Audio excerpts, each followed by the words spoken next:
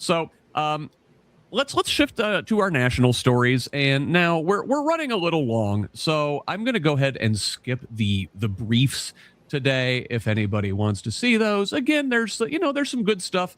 We're going to talk about Russia, Ukraine in there a little bit. Some Trump ramblings over various things. Hey, got to the FIFA Peace Prize at the World Cup draw this week. Again, notes, links in the show notes.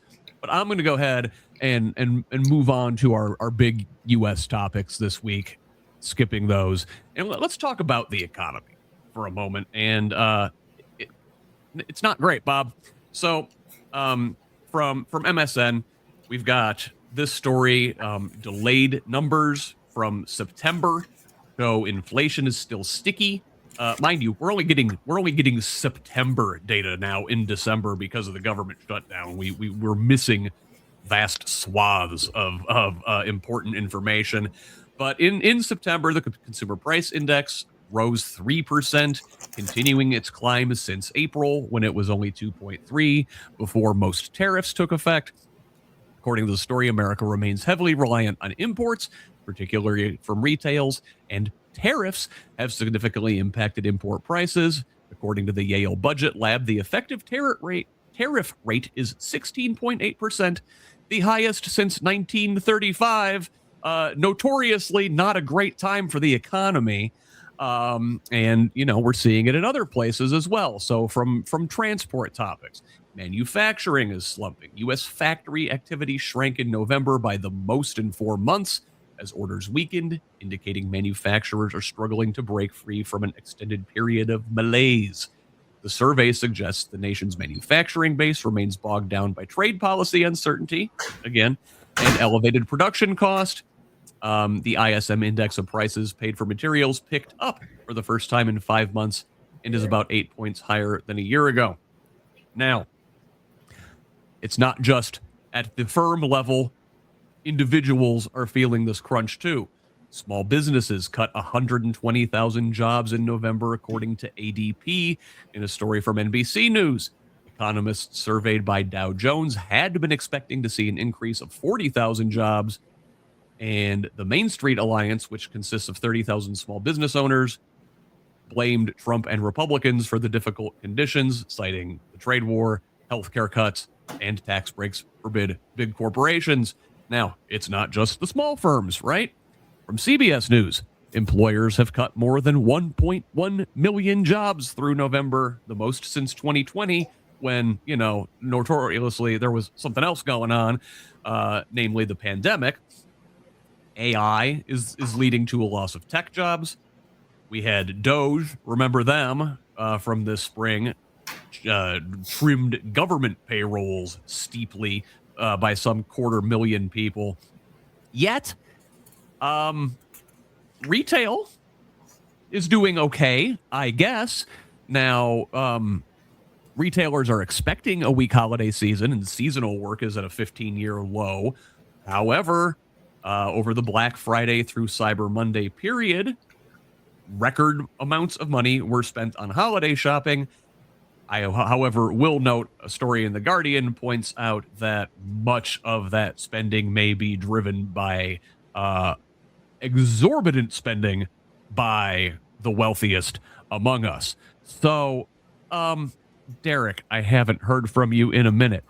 How's the holiday shopping coming? Is it a lean Christmas this year at the Holder household? Well, the reason why there were record profits for Black Friday and Cyber Monday, everything cost more. It's not people buying more stuff. Everything just freaking cost more. So people are buying less but spending more. I mean, I don't know how they can't wrap their freaking heads around this, but that's why we have record profits for those. It's because we have to pay more money for it. I mean, and then like my family, we do Hanukkah. So we do Hanukkah and Christmas combined because we're in a mixed religious family. This is a So, Festivus household around here. Yeah. yeah, I mean, we have 2 holidays, but yeah, it's not going to be extravagant, but we have a 3-year-old who still believes in the magic of Christmas, and a 16-year-old who just wants crap. It's like she just got a new Right? car, so she wants stuff for her car. So it's like, okay, get it, but everything just costs Yeah. more. Yeah, exactly. So I mean, we're spending is high, right? Because prices are high. Cindy, now I'm hearing that employment is going down. We're seeing unemployment rise at the same time we're seeing inflation rise. And if I remember my 1970s history, that sounds like stagflation, does it not? It does. The people that I'm talking to out in 11 counties, everybody's bracing for something. We know it's coming. I think a lot of people thought it was going to come, 2016 through 2020 before the pandemic.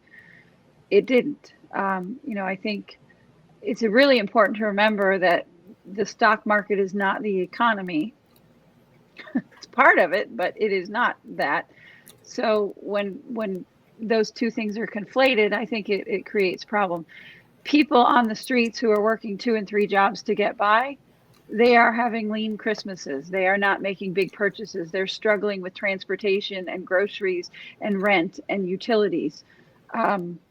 Water prices in Indianapolis are a great example. When everything's privatized, costs go up. It doesn't serve the people.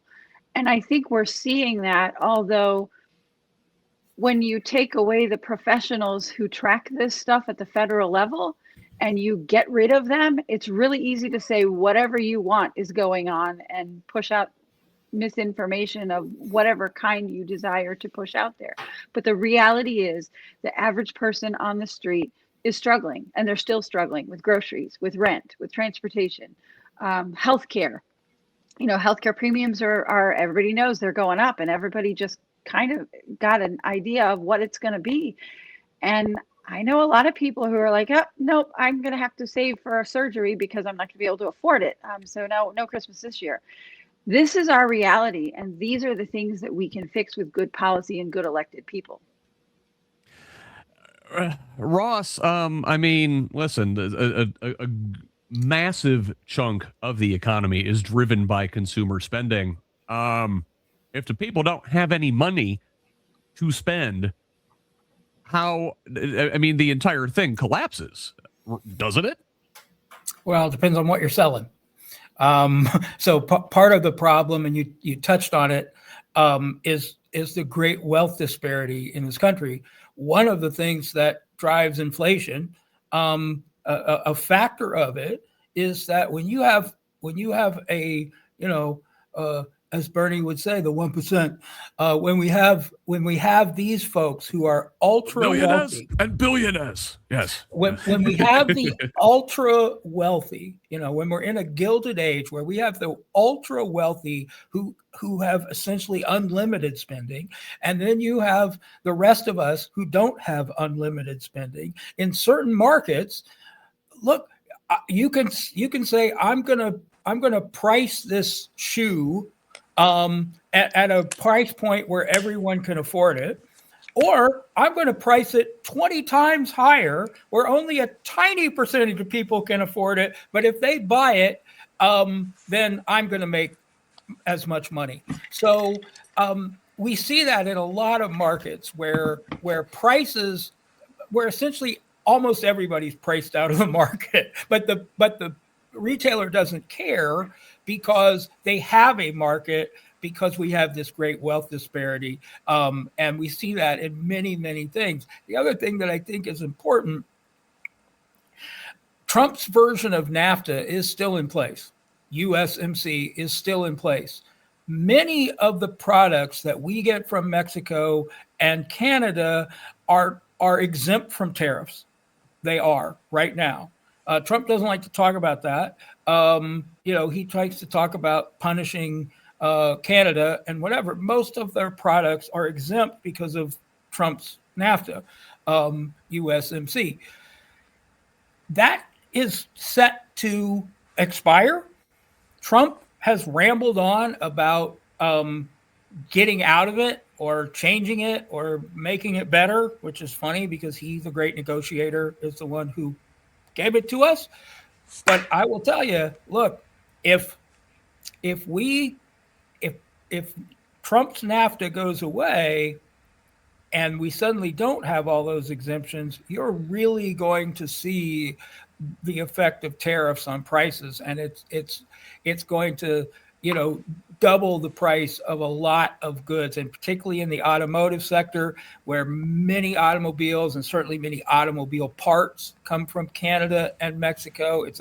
It creates a cycle and a wave. So look, the worst is yet to come, but it's in the grand tradition of Republican administrations to destroy the economy. That's what they do. Only to have a Democrat come back the next time and save them. So, Trump is in a grand tradition of Republicans destroying our economy. Every damn time, Ross, they have this unearned reputation as being good for the economy. And in the short term, they get that thing cooking to the point where it goes off the rails. And every time, like you said, Democrats have to come and clean up the mess. Now,